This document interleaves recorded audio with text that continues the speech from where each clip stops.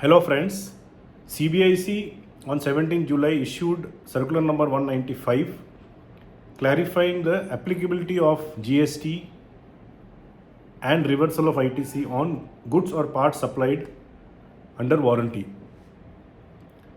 The first situation is when you buy some goods. As you are aware, generally when you buy some goods, there is some warranty period.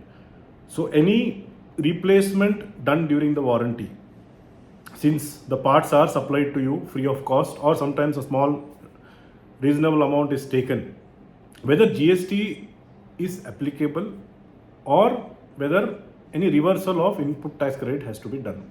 So the first scenario is the manufacturer, he replaces the parts without any cost during the warranty period.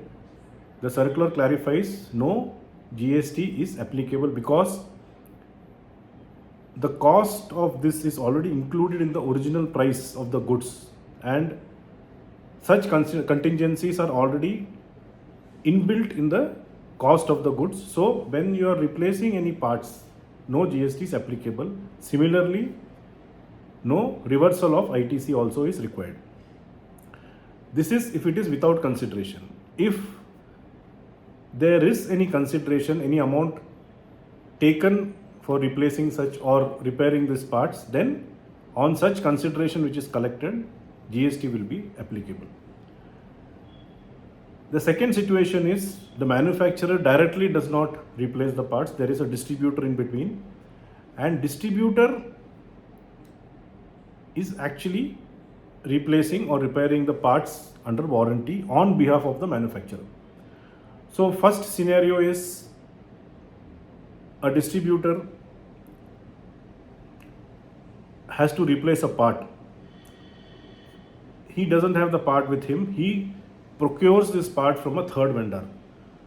So if he is procuring from the third vendor, that's from a third party, then he'll be procuring with a GST invoice and he'll be taking the input tax credit. Then he will replace the part with the customer and he will claim the reimbursement from the manufacturer by giving a tax invoice and charging GST. And he can take the input tax credit of what he had procured. The second situation is distributor has got stock with him and he uses that part which is available with him in the stock to replace the part.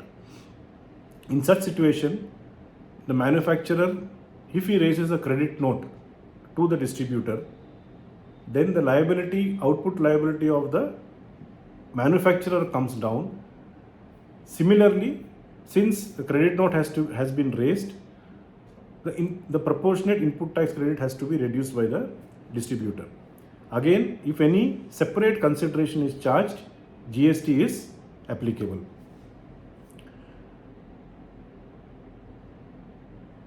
Then any repair or any cost which the distributor has spent the money. So if you are replacing a part or he has done any repair and he has incurred any cost which he is not collecting it from the customer, and he is charging the manufacturer for this cost. In such situation, since he is giving a service to the manufacturer, it will be a taxable supply and he has to charge GST on such supply, and the manufacturer can take the input tax credit. And finally, this circular throws light on extended warranty. As you are aware, when you buy any motor vehicle or any product, generally in motor vehicles, when you buy a motor vehicle, they give an option to take extended warranty.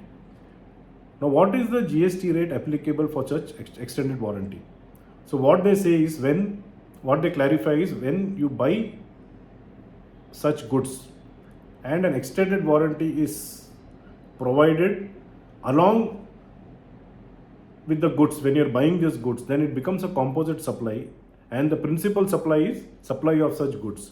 So if you see, for example, in motor vehicle where it is charged at 28%, so if an extended warranty is given at the time of purchase of motor vehicle, then even the cost of extended warranty also will be at 28%.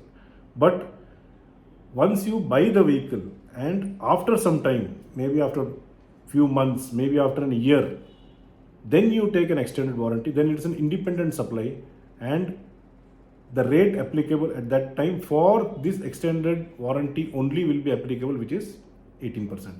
So this is the clarity which this circular has given. Though things were clear before, but then with this circular, few confusions has been put to rest. Hope you find this video helpful. Thank you.